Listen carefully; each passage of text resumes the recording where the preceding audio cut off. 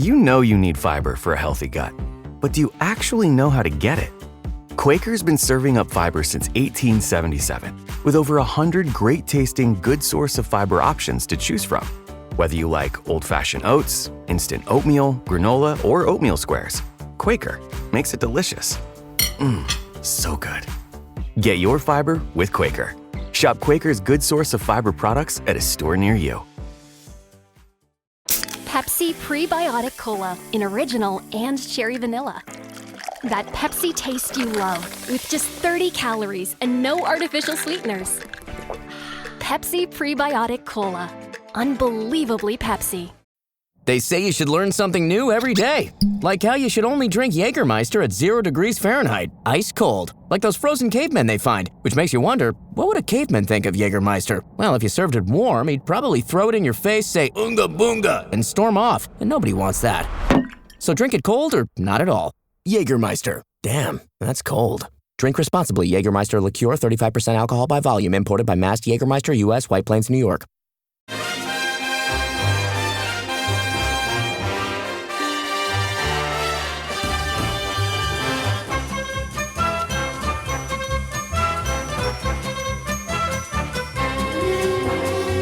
Hello everyone, I'm Chris Wynn, and welcome to Away the podcast. And you join us just minutes after the final whistle has gone at Villa Park, as we've just watched a rollercoaster 7-goal thriller that ended 4-3 to the home side. It was a game that looked good for long periods, and then we looked down and out for a long time in that second half. Then we could have won it at the death, then in heartbreaking fashion, typical Sunderland in past years, you might say. We ended up losing it at the death. In the 94th minute or something like that. But to be fair, the lads went to a side currently sitting in the top 4, and Aston Villa know that they've been in a game this afternoon. And at the moment, I'm a mix of being proud of the lads while being absolutely gutted and frustrated all at the same time. So to help me work out exactly how I feel at the moment, I have the On This Week team, which is an honour and a privilege. And first up, we have Kelvin Beattie. Hello, Kelvin. Hi, Chris. Not seen you for ages, man. Good to see you. All right, rub it in that I don't do the On This Week. All right, mate. Bloody hell. Kick a fella while he's down, but... A-team, B-team, boy. A-team, B-team. Oh, I tell you what. That's a kick to the bollocks, I tell you what. But anyway, even though it was 4-3, Kelvin, just a warning, we can't take 3 hours to discuss this, okay? Okay. Just thought I'd make this clear from the top. You've got the wrong two people on then. I know, exactly. Sunday afternoon, we have, Ben's have got school in the morning. But just very quickly, Kelvin, just initial feelings. Are you gutted, proud? Because I can't quite decide right now. I'm not going to help you sort your feelings out because I feel the same. Disappointed, proud of the way we played in spells in that game. I actually really enjoyed the game when it loosened up a bit. It was interesting but we'll probably talk about that. I'm sure Lebrea was having kittens on the sideline when it loosened up a bit. But I thought the game was if you'd been a neutral, you probably sat and watched that game and quite enjoyed it. So. Yeah, little mix of everything. Yeah, absolutely. You don't mind watching those as a neutral, but when you're on the wrong end of them, it's not very pleasant. But also with us, we have the other half of the On This Week team, other than Martin, of course. We have Andrew Smithson. Hello, Andrew. Hello. Thanks for having us on, Chris. Like you two boys, I'm all over the shop, I think, so God only knows what I'm going to say in the next few minutes. Well, I did wonder when you said thanks for having us on. Are you sure you're grateful to be talking about this? I think the quicker I get everything off me chest, out of me head, and forget about it, the better. Because, I'm part proud of them, part devastated about how it went, so it's good to talk, as they used to say. Oh, bloody hell. That's going back a bit, isn't it? Bloody hell. But anyway, look, let's get into it, because there was a lot of... exactly, let's get through it. because I might actually believe we might still win it when we get towards the end of this review, when we get into that chance. But yeah, the team news, Kelvin, because everybody wondered whether Ballard would be in there, and he went with the same team as against Spurs. Ballard made the bench. The only change, I think, on the bench was Jenson Jones came out, and Ballard was on the bench. But seems like the British wanted to keep things the same because of that performance against Spurs. Interesting. I was surprised that he didn't bring Ballard in. I was less of a surprise that Rig was still in there. I did, he's quite he's prepared to make the hard decisions, Lebris, and I did think he might have changed that when Ballard was available, and I kind of had a sense that Hume might have come in for Rig, but he didn't change it. He went with a team that he had, and to be fair, it could have worked out. It could have worked out. Could have worked out spectacularly, but anyway, we'll come back onto that because very, very quickly into the game, I think everybody had just getting settled in their seats wherever they were, Andrew, watching the game, or just getting their first pint or whatever it was, watching the game. I think it was about 1.5 minutes into the game, Villa take the lead, and it was a bizarre one, but it was one of these that you quite often see at the start of the game, because you saw that Sunderland completely stood off whoever the player was who had possession in the middle of the park, gave him loads of time. He played the ball out wide, and then Lafay and Ronaldo, complete lack of communication, I thought, where, normally you see a fullback and a midfielder, one says, you go with a runner, I'll go at the ball. That didn't happen. They both went to the ball. McGinn, too easy, just slipped in behind, had loads of time to pick his spot to the back post, and Villa take the lead. It was just all too easy too early on, wasn't it? It was. McGinn, great player. I'm gutted he's back available for them because I think he's been out for a while. But yeah, I think you're right. I think the timing of it was telling. I think had the game been a little bit older and Sunderland got themselves up and running, I don't think we would have conceded that goal, because we seemed a little bit not quite switched on yet.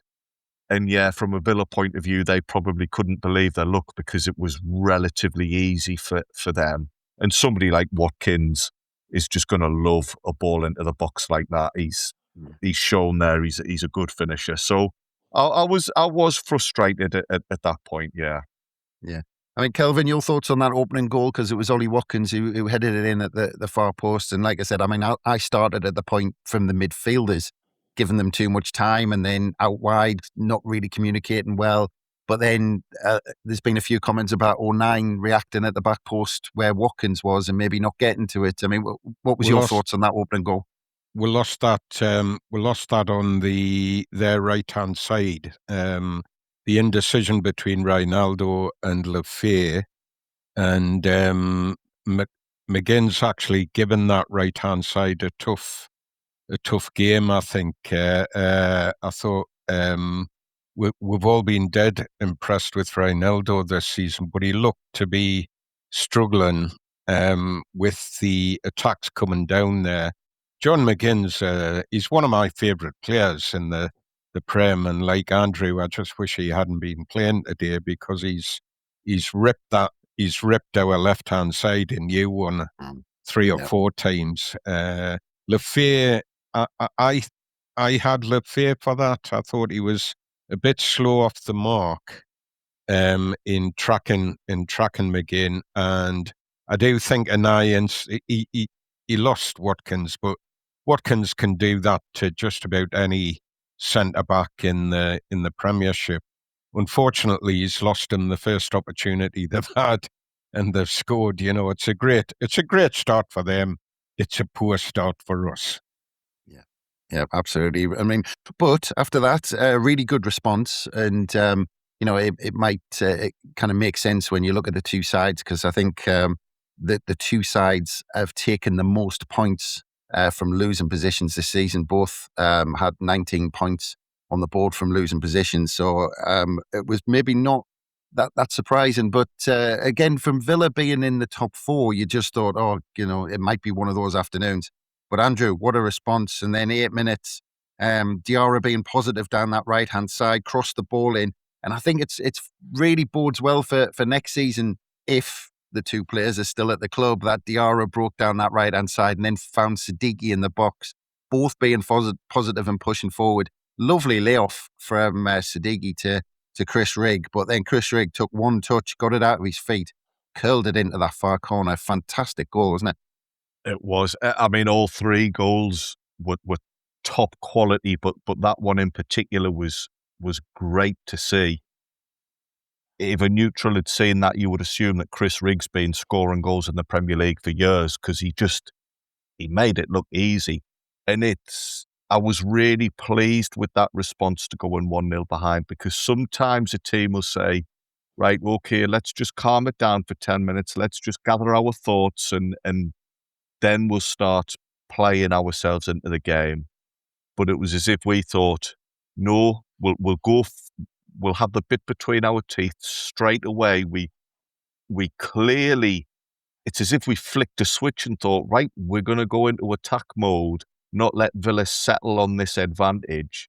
So to come back so quickly and respond from a sluggish start was really encouraging. And yeah, the way we did it, the play between two or three players there was fantastic. I'm going to have to remind myself, we have just lost to a team who were in the top four and who were gunning for Champions League qualification, but we scored a goal every bit as good as you would expect a team like Villa to score. It was a great bit of play. Yeah.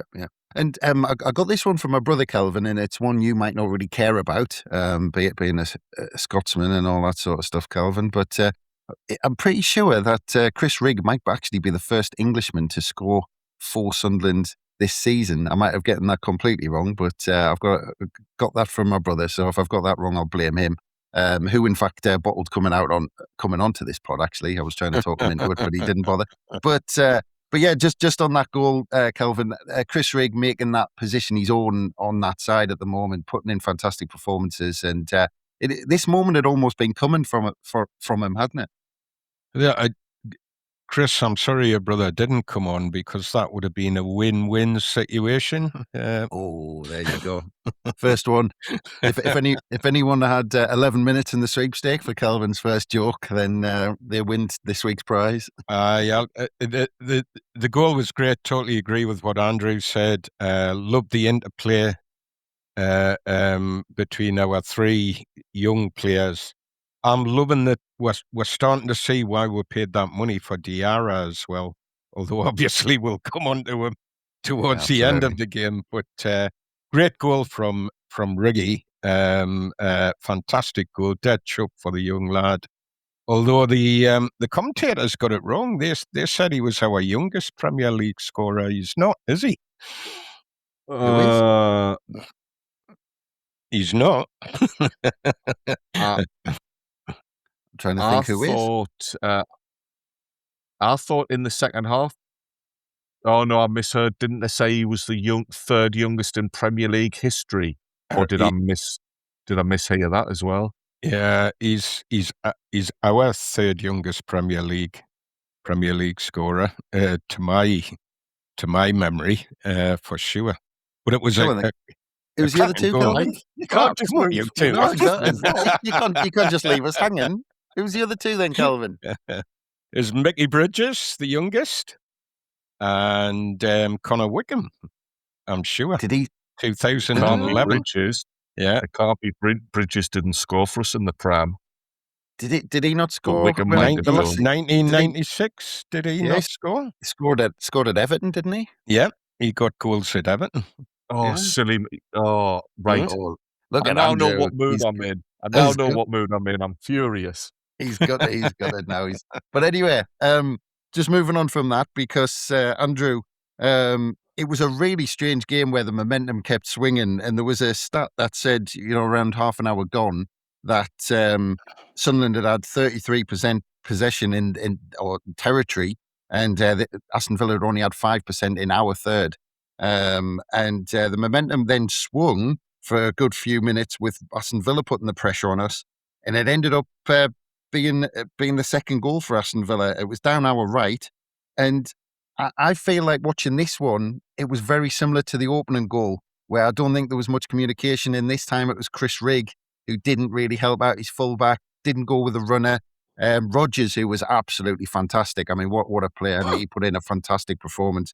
And he crossed in, got in behind, crossed in, and Watkins was there again with about 10 minutes to go the first half. But again, it was frustrating because it was the only time, because the other chance they had was a header off a corner, but it was only the second time they'd really getting a chance from open play and they'd put both chances away. Yeah, you could probably argue that we were the better team in the first half, and yet Villa were ahead through two really basic goals. That second one, it was in the back of the net before we'd even reacted. It was peculiar. Villa didn't have to work particularly hard or do anything particularly special to get in behind us. So yeah, again, at half time, we're 2-1 down to a team in the Champions League shake-up. And I'm thinking, Sunderland have matched them, and the only reason they're behind is through our own switching off. So again, we keep going back to this. I didn't know how to feel. I didn't know whether to be cross or whether to be thinking, hey, we're all right here. We've got plenty to be pleased about. Yeah. So yeah, it was a bit too easy, that one for me. Yeah, I get your view on that one as well, Kelvin, because like I said, I thought it was very similar to the opening goal. And then, 5 minutes after this, Siddiqui had a fantastic chance just before 5 minutes before half time, where it was a free kick. O'Neill headed it down, and Siddiqui had a chance. He could have maybe picked his spot and ended up being deflected wide for a corner. But it was that kind of frustration, wasn't it, that we conceded that goal that could have been, if we defended better, if we'd been on it a bit more down the flanks, and then we had that chance. It was all frustration, wasn't it? I didn't think Michele did much wrong for their second goal, and I've lost the name of the player that kind of sat Rigg back on his. He looked to tuck in, and Rigg went with the tuck in, and then he took him on the outside, and it was just a very, very good goal. Yeah, if we'd scored that goal, would have been chuffed to bits with it. But I agree with Andrew that hardly been in my box had I didn't really feel like they threatened with much, and I thought even when they scored the second goal, I thought we're up for this. We're still in this game, and as you say, that chance from Siddiqui as well. He needs to add goals to his game, Siddiqui, doesn't he? Him and Diarra. I think they both need goals there. I love watching them charge forward. I love the interplay, but they both need to add goals to their game. And whether they do that on the training pitch, is it as simple as get some practice in, putting the ball in the back of the net, lads, and that might have been a different score in that game. Yeah. Well, as we approach the halfway point in terms of goals, I think that's probably a good chance for us to take a quick break. So we'll be back very soon. If you've got spring fever, Lowe's has the cure. During SpringFest, make your landscape stand out with 3 free bags of Miracle-Gro 3/4 cubic foot garden soil when you buy 3. Plus, get up to 40% off select major appliances to keep clothes, food, and dishes fresh all season long.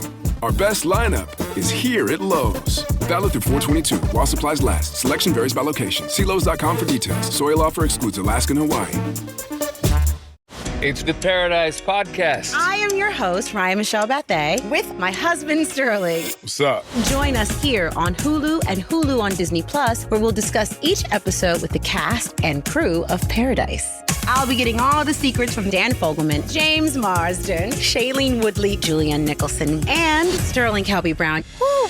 Paradise, the official podcast, is now streaming. And stream Paradise on Hulu and Hulu on Disney Plus. AI is moving fast across the enterprise. But without visibility, it's just chaos. Different tools, different models, different teams using AI in completely different ways. ServiceNow turns that chaos into control. With the AI Control Tower, you see all your AI across the business in one place. What it's doing, what it's done, and what it's about to do. So you stay in control. To put AI to work for people, visit servicenow.com. And welcome back to How We're the podcast. And we're at the halfway point roughly in terms of goals and halfway point in terms of the game as well, because we go the first minute. I mean, it was 1.5 minutes in the first half, and it was roughly about the same in the second half, Andrew, where it seemingly Aston Villa kind of, well, it seemed at the time and it felt like they maybe took the game beyond us, getting that third one and going 3-1 up. And it was, again, talking about frustration with the first two goals. And Enzo Lefebvre passed it back to Ronaldo. You could maybe argue it wasn't the best of passes, but then it wasn't the best of first touches. And McGinn, again, as Kelvin said, had a fantastic game. And then he stole the ball from Ronaldo. O'Neill and Alderete seemed all over the place.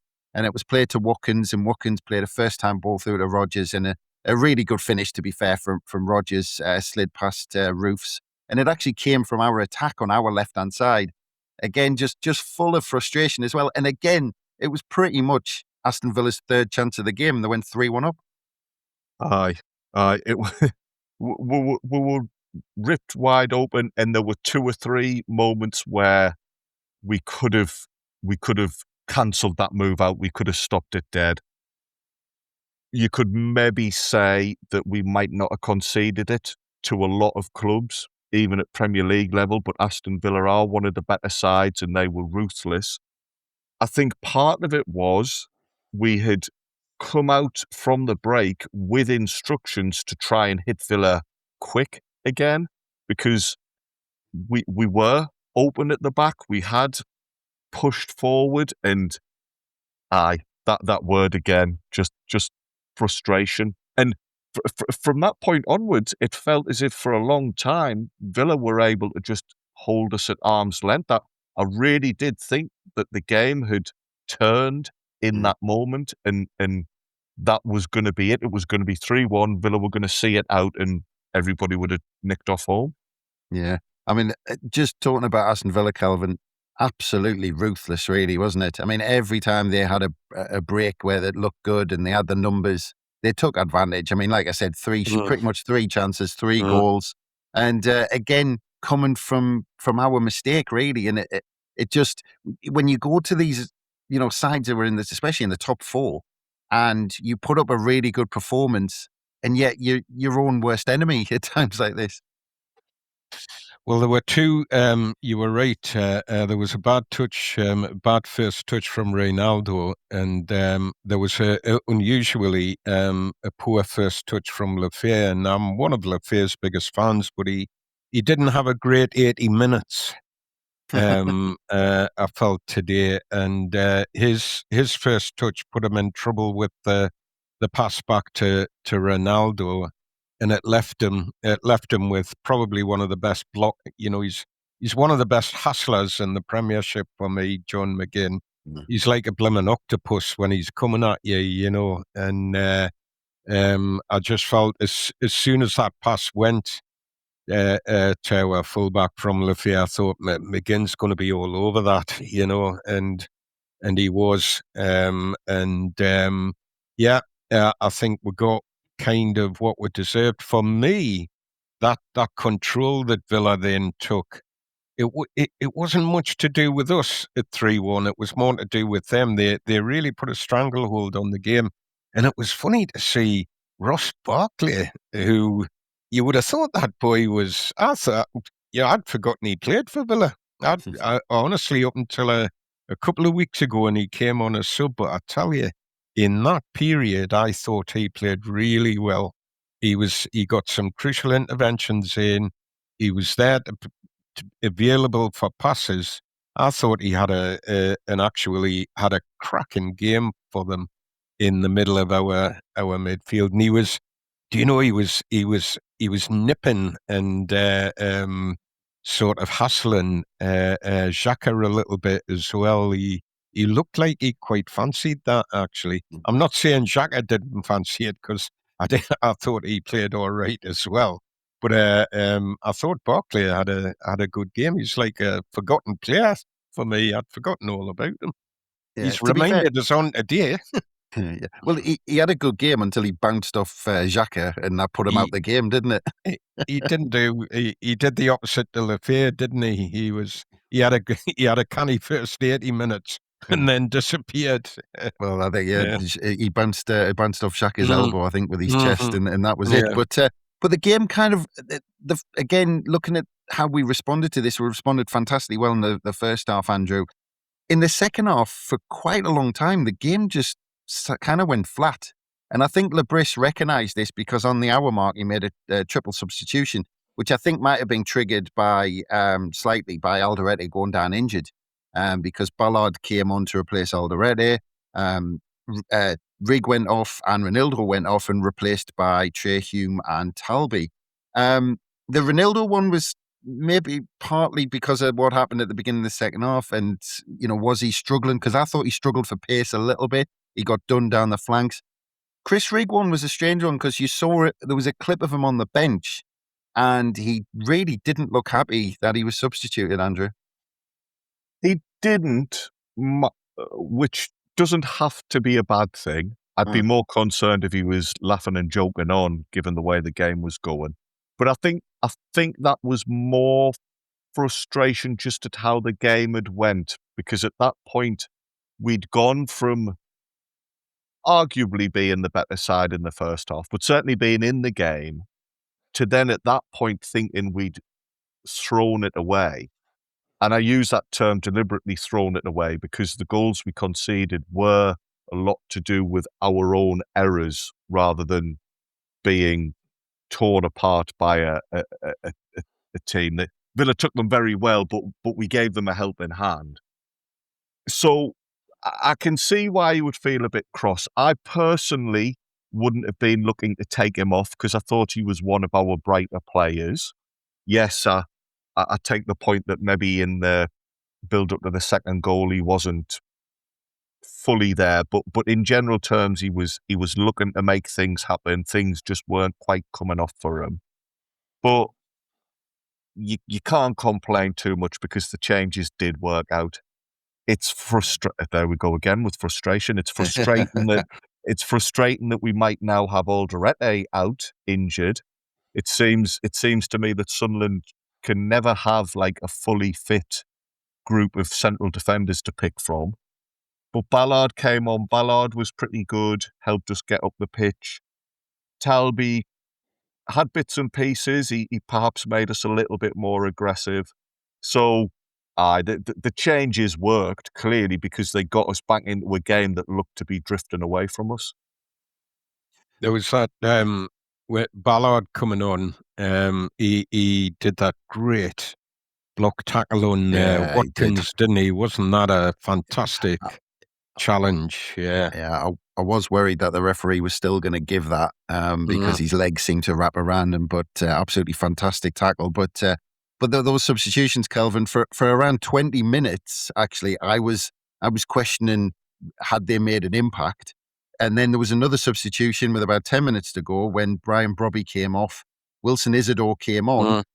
2 minutes later, we are doing a really high press on the left-hand side in the corner, and Enzo Lafay, fantastic press, nicking the ball, and then Trey Hume being on it as well, doing the press, picked that ball up, and then just charged in. It was Jadon Sancho, I think, who gave away possession. Trey Hume just charged in towards goal. Yeah. What a finish, by the way.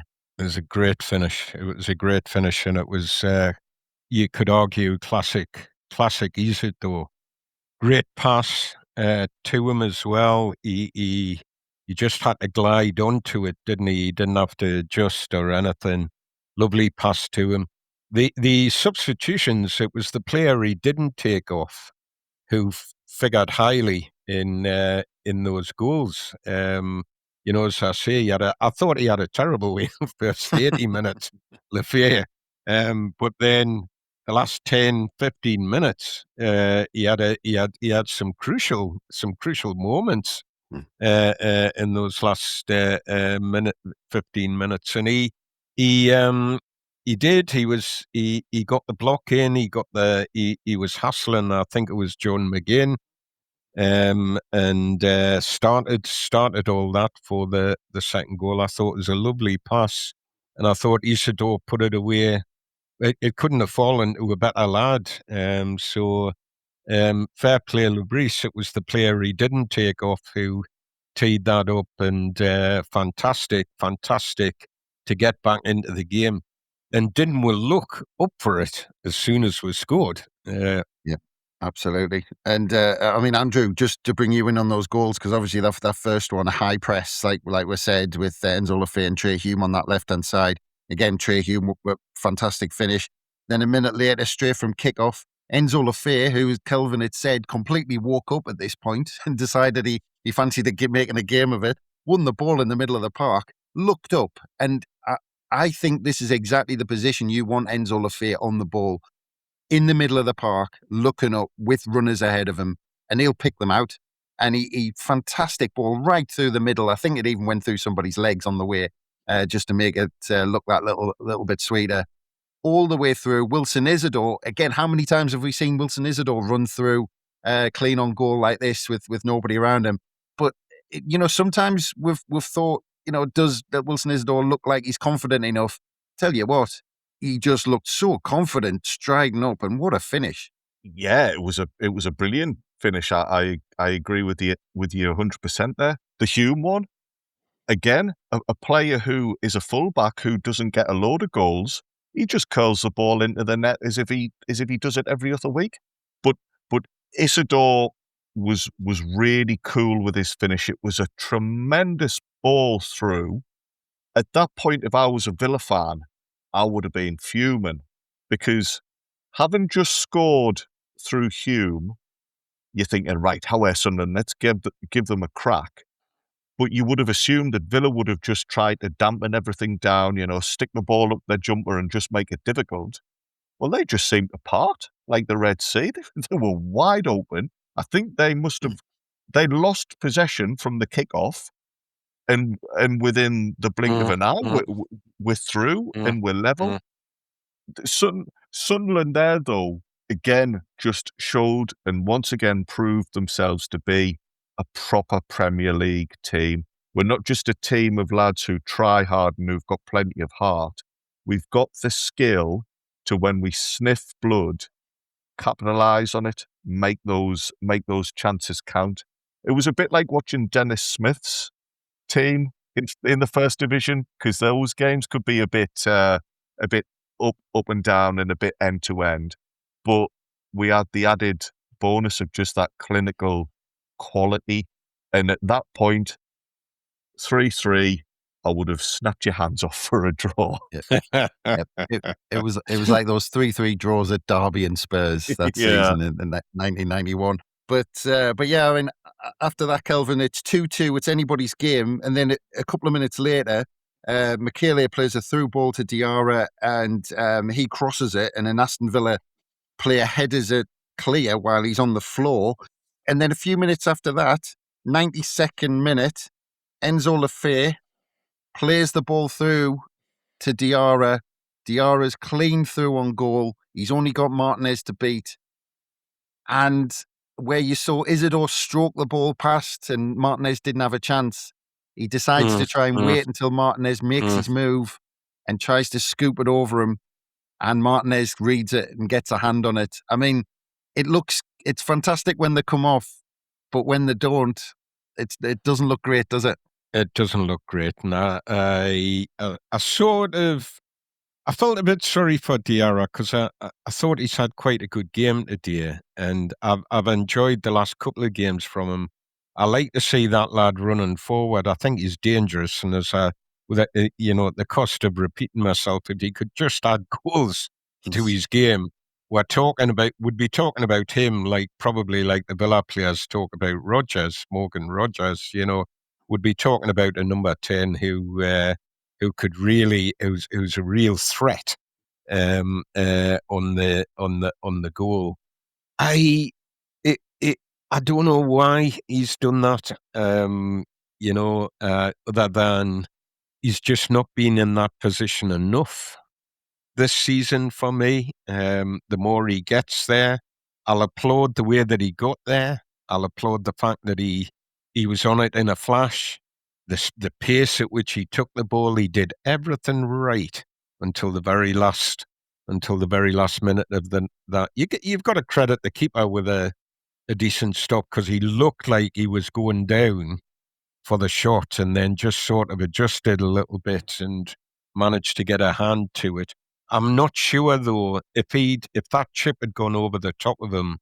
I think it was Konsa was hot on that. I'm not sure that chip would have even gone in, because it was he didn't sort of strike it with any particular force. It was more like a little flick. But a great ball from Lefay as well. We're talking before about Riggs' goal and the way Siddiqui and Diarra worked together to create that. Lefay and Diarra seem to get on each other's radar at times as well, don't they?